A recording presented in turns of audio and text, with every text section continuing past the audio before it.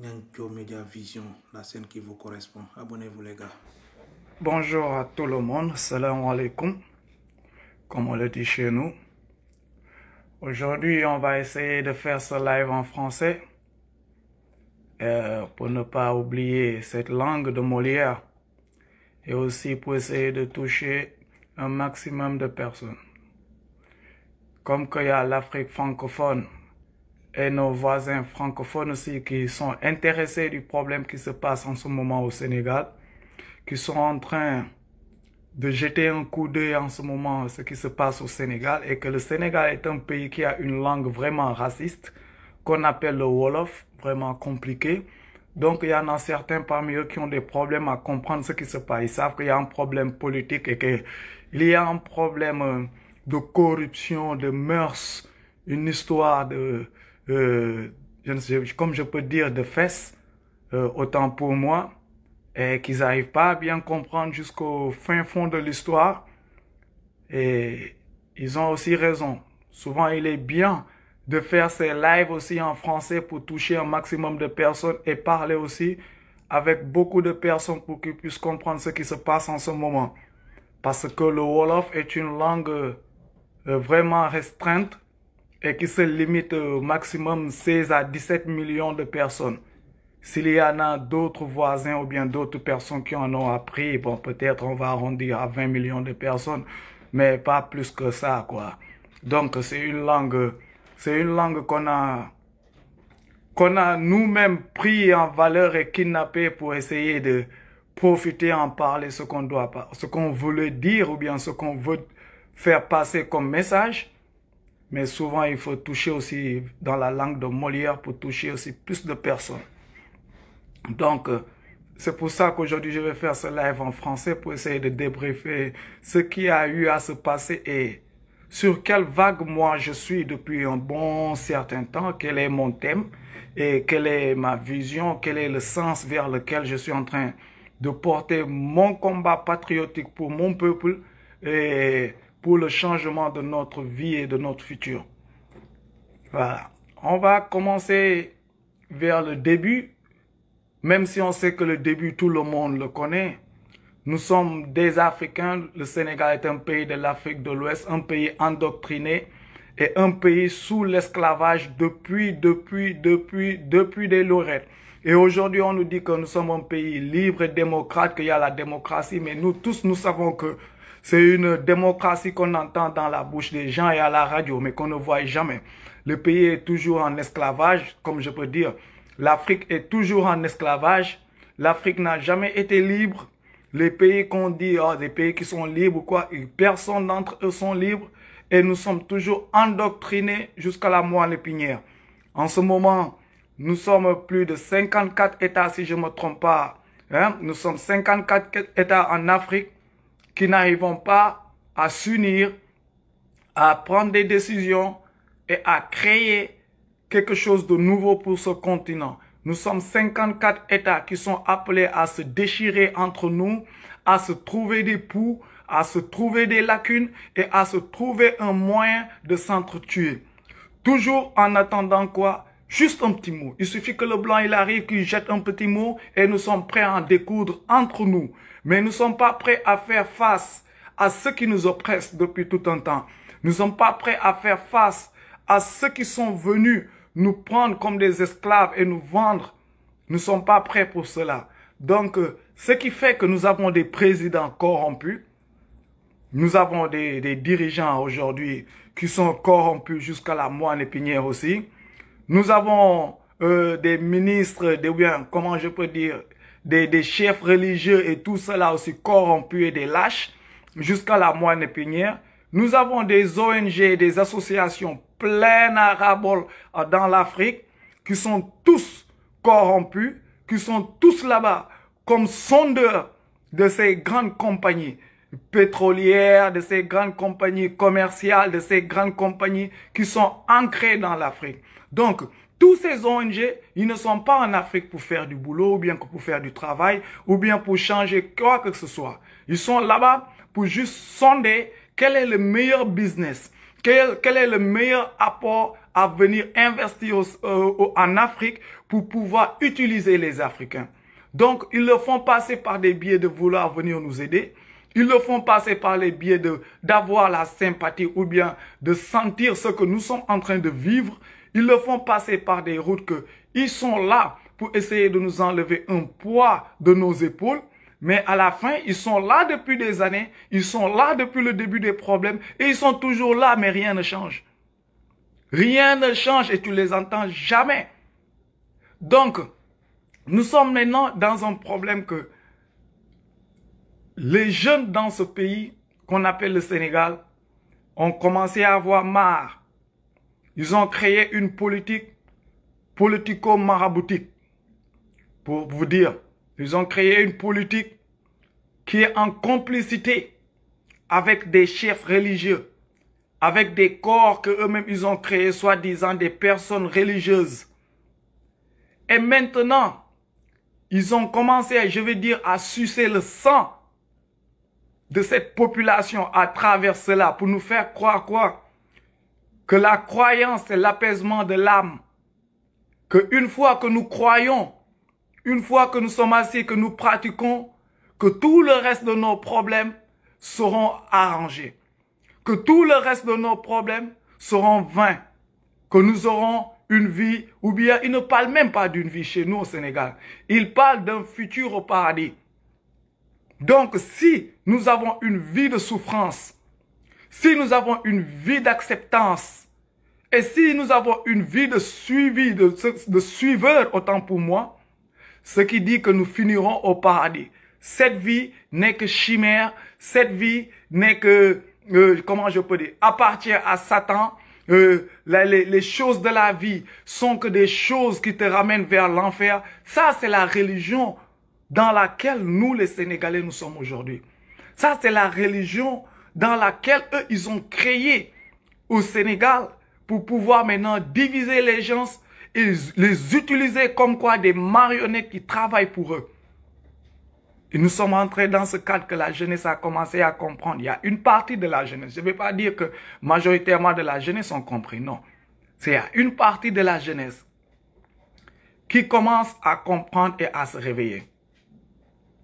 C'est une partie de la jeunesse qui ont commencé à comprendre parce qu'en se retournant et en regardant l'histoire, en regardant derrière eux, cette jeunesse, surtout cette jeunesse qui ont compris, ils ont traversé des kilomètres et des kilomètres. Ils ont traversé des continents pour pouvoir au moins aller trouver de l'eau potable, pour au moins trouver une sécurité, pour au moins trouver un rêve, pouvoir accomplir leur futur. Et là, maintenant, ils ont compris qu'il y a eu un gâchis qui s'est passé. Le gâchis, c'est lequel?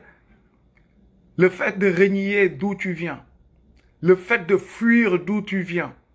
Le fait de délaisser d'où tu viens.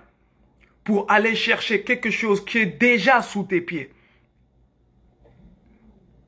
Et là, maintenant, il y a un réveil qui commence à s'amener dans ce pays. Il y a un réveil qui commence à se faire dans ce pays.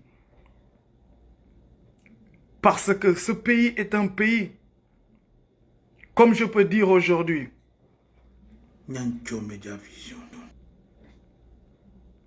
il y a un pays, comme je peux dire aujourd'hui, qui souffre. Il y a un pays aujourd'hui qui est en train aujourd'hui de chercher une voie de secours pour pouvoir faire sortir leur jeunesse ou bien leur génération future, leurs grands-enfants, leurs grands-petits-enfants de cette souffrance. Mais ça ne pourra jamais se faire. On ne pourra jamais arriver à ce point si on ne commence pas vers le commencement. Et le commencement, c'est quoi? Commencez d'abord par croire à soi-même.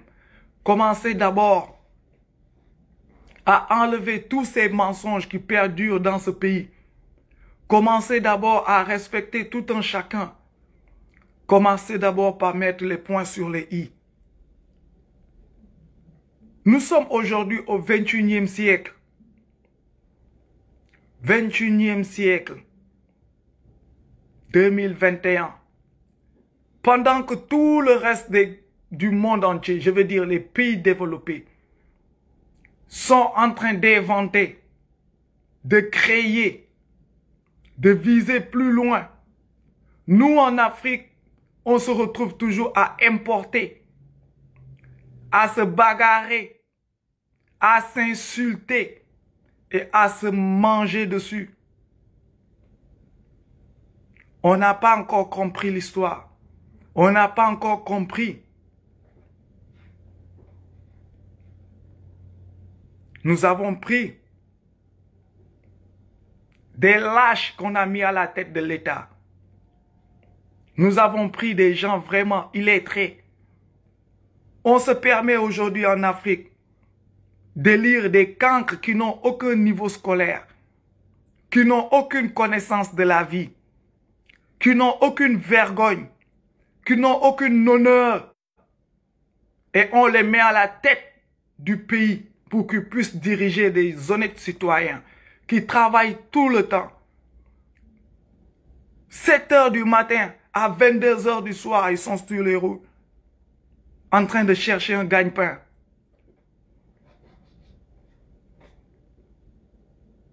Ce sont ces genres de personnes que nous avons mis à la tête de ce pouvoir. Des personnes vraiment corrompues, des lâches. Et ces personnes corrompues sont avec quoi et avec qui? Ils ont des complices. Des soi-disant personnes religieuses. Ou bien religieux pour moi. Des soi-disant marabouts. Des soi-disant personnes qui s'appellent être saintes. Des soi-disant personnes qui disent qu'ils ont des clés du paradis. Ils s'asseyent devant quelqu'un en train d'avoir leur discours et à raconter aux gens qu'ils ont les clés du paradis. Qu'à travers eux, tu peux aller au paradis. En leur donnant de l'aumône ou bien en leur donnant de l'argent ou bien des choses. Ta vie sera vain. Ta vie sera comment on appelle? Ça sera toujours une victoire. Que le paradis sera toujours là. Des gens qui sont dans le pays qui disent qu'ils ont des prières miracles. Des prières que s'ils prient, tout change. S'ils prient, Dieu entend. S'ils prient, Dieu écoute parce que quoi? Le soi-disant grand-père s'est battu contre le colon. Que c'est ça sa révolution. Que la révolution du grand Cheikh Ahmadou Bamba, je ne sais pas quoi qu'ils ont créé, a été gagnée parce qu'il s'est battu contre le colon. Donc le fait de se battre contre le colon, ou bien de dire non contre le colon, donne des ailes. Ça donne de la sainteté. Ça donne de la sainteté. Ça te rend saint. Ça te rend une personne incontournable.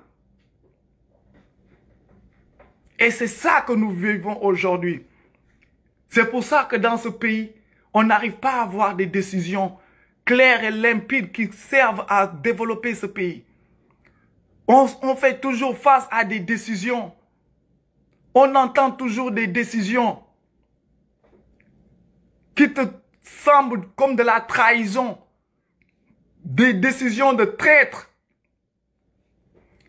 On n'entend que des choses vraiment de la calamité.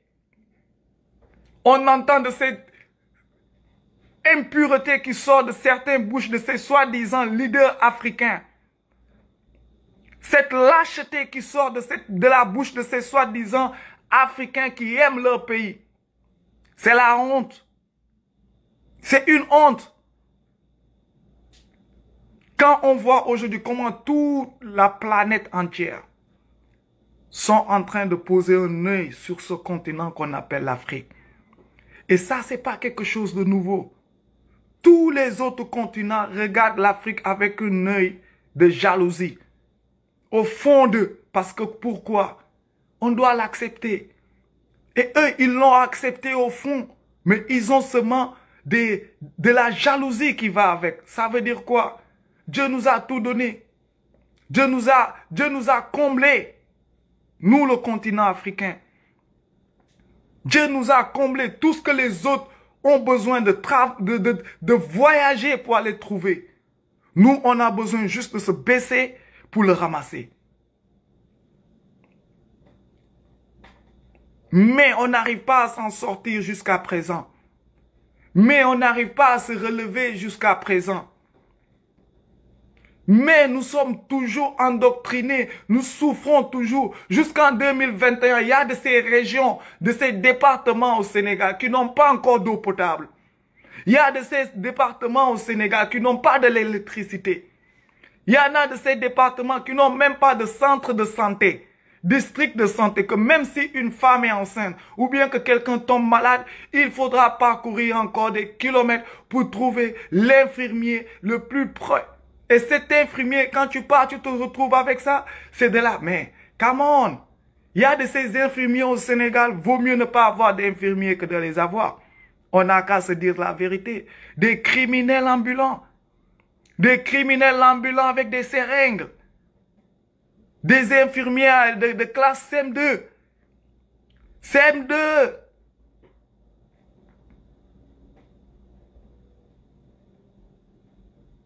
Donc aujourd'hui, nous sommes dans une impasse. Nous sommes dans une impasse. Et l'impasse que nous sommes aujourd'hui, c'est quoi?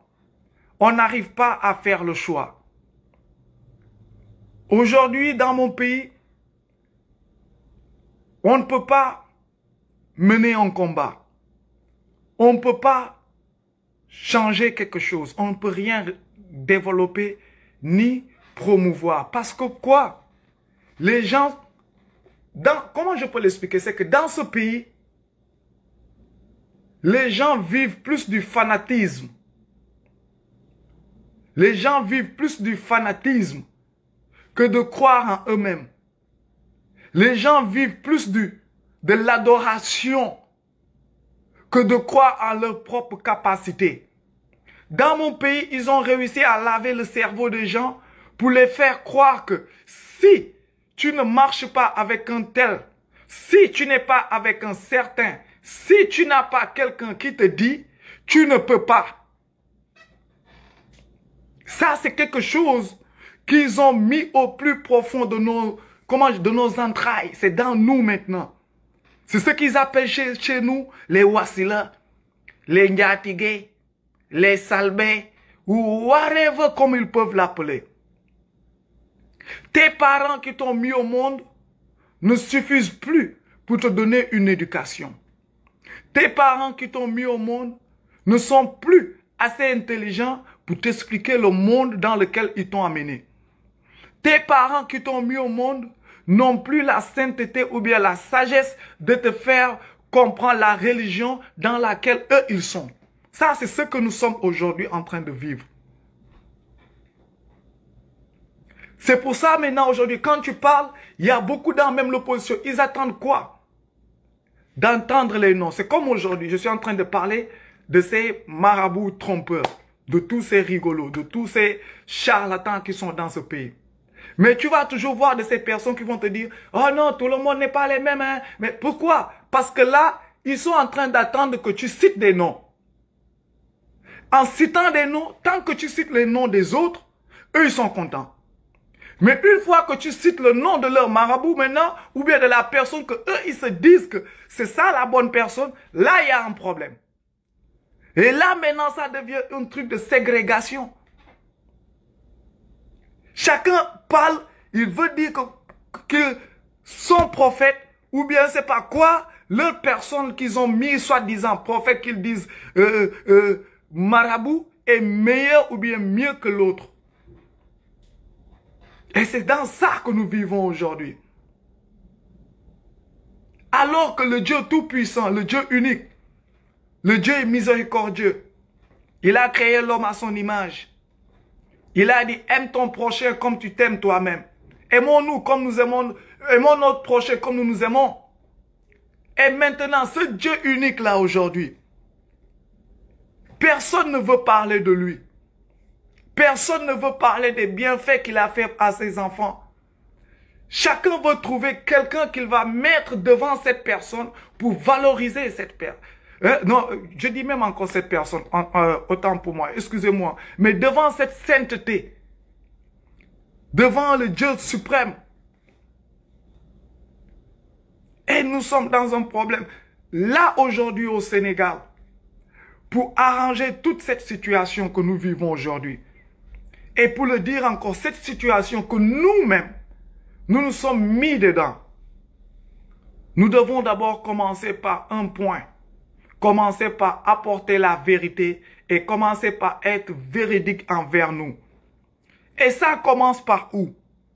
Ça commence d'abord par les foyers. Ça commence d'abord dans les maisons. Ça commence d'abord dans les familles. Parce que ce mensonge, avant d'arriver au plus grand degré, ce qu'on appelle l'État, et c'est soi-disant marabout, ça a commencé d'abord dans les foyers. Ça a commencé dans les foyers avec nos familles. Nous avons des familles hypocrites. Nous avons aussi des familles lâches. C'est pour ça que nous avons un gouvernement lâche. Parce que dans notre propre famille, quand tu regardes, c'est de là où tu vas d'abord sortir la vraie lâcheté d'abord. La pure hypocrisie commence dans nos familles. Les cousins, cousines, oncles, tantines, neveux et tout ça là qu'on appelle la famille. Attention, nous avons une famille vraiment hypocrite, surtout au Sénégal. Chacun a des dents de lait avec du sang à l'intérieur. C'est ta tante qui va dire que son fils est mieux que toi, ta propre tante. Qui va dire que, oh non, dans la famille, il n'y a que son fils qui est le meilleur parce que tous les autres sont des barres. C'est ta tante qui fait ça. Soit la petite sœur de ton père, c'est ta famille. C'est ta famille encore. C'est dans ta famille que tu vas avoir quelqu'un qui a les moyens. Mais qui ne va aider personne. Parce que aider, comment ils le disent chez nous, ils se disent qu'en te donnant des 10 000, comment on dit, de l'argent quoi, en te donnant des 10 euros par là, ou bien 10 dollars, 10 000 francs CFA, t'offrir de l'argent, que c'est comme ça qu'ils sont en train de t'aider. Et chaque fois qu'ils t'offrent de l'argent, ils vont aller le dire à tout le monde. Tout le monde va savoir qu'ils ont offert de l'argent à un tel. Le jour que vous aurez des problèmes, tout le monde saura aussi qu'à chaque fois, ils t'offraient de l'argent. C'est pour ça qu'ils vont le faire sans t'aider. Parce que quand tu aides quelqu'un dans une situation, dans ta famille, au lieu de lui donner de l'argent, il faut l'aider à trouver de l'argent. Mais nous, au Sénégal, on n'aide pas les gens à trouver de l'argent. On aime aider les gens à aller donner de l'argent. Pour que quoi? Ils nous vénèrent. Pour dire que, oh, la personne là, elle est bien. Oh non, cette personne, il est gentil. Oh non, cette personne, il est trop miséricorde. Il offre. Non, cette personne, c'est une... Alors que non, il te met dans les problèmes. Il t'apprend une facilité. Il te rend fainéant. Il te montre pas comment trouver ton propre argent. Mais il va chaque fois t'offrir à la vue de tout le monde qu'il est en train de t'aider. Ça, c'est ce que nous vivons chez nous. Et c'est comme ça que les gens, ils nous ont falsifié nos têtes et qu'on se dise que c'est ça la réalité. Donc, ce mensonge que nous voulons enlever a d'abord commencé dans nos familles. Tu vois des oncles qui s'en foutent de tout le monde. Tu vas vivre dans ta famille, tu vas avoir un oncle qui marche avec les gros dos, qui se croit, bon, un demi-dieu ou quoi. Quand il te voit, il veut que tu cours le saluer. Ah, tonton, ouais. Hein? Ils vont jamais t'appeler pour prendre des nouvelles. Ils savent pas sur quoi, mais ils veulent toujours avoir le rôle d'oncle. Et à chaque fois que tu passes, c'est toi, le jeune, qui doit faire ton rôle de neveu ou quoi. Mais lui, l'oncle, il n'aura jamais le rôle d'oncle. Il n'aura jamais le rôle que, ok, là, aujourd'hui, il y a mon neveu, je vais voir comment il va. Ou, rien. C'est une vie injuste, c'est une vie de bâtard que nous vivons au Sénégal. C'est une vie de bâtard que nous vivons chez nous en Afrique. Une vie vraiment conne. Il n'y a pas de valeur.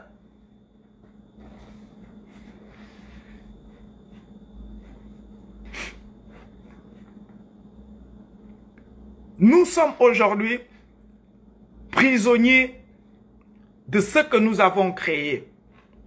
Ce monstre qui pille l'Afrique, ce monstre qui gaspille l'Afrique, ce monstre qui tue l'Afrique, ce sont les Africains qui l'ont créé. Comment?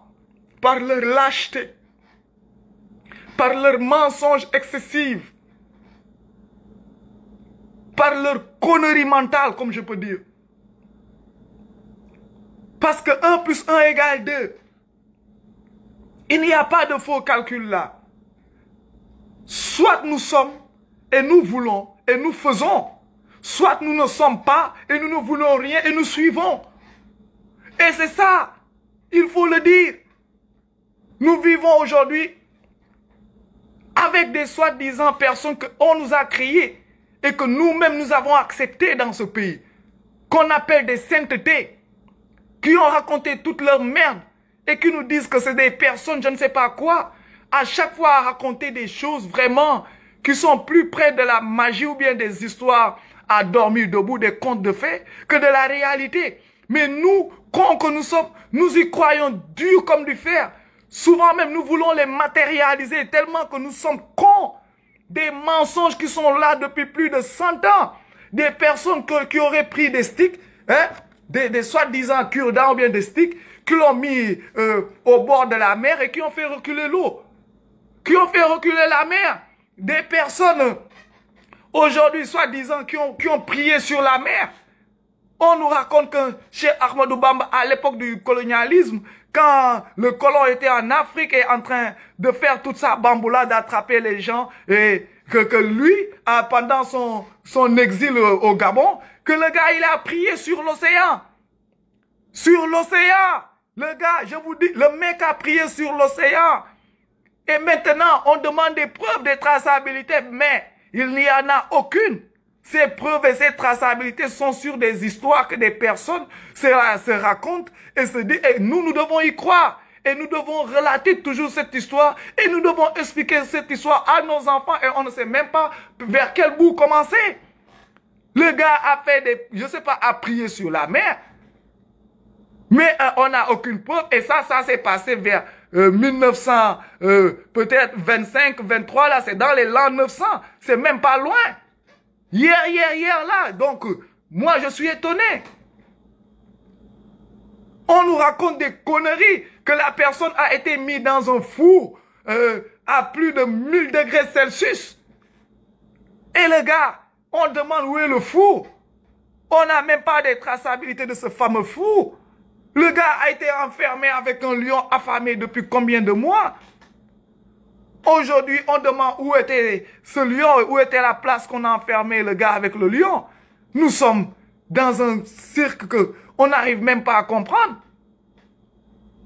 Et on est là, on doit vénérer. On nous dit qu'aujourd'hui, notre libération, notre bonheur, le changement de notre pays, le développement de notre pays réside sur quoi? Sur l'acceptance de ce que nous vivons. C'est ce qu'on dit chez nous en Wolof, Nangundogal. Quand vous entendez souvent on parle de ah non, il est Nangundogal, c'est ça, accepte ce que Dieu a fait. Accepte ta souffrance.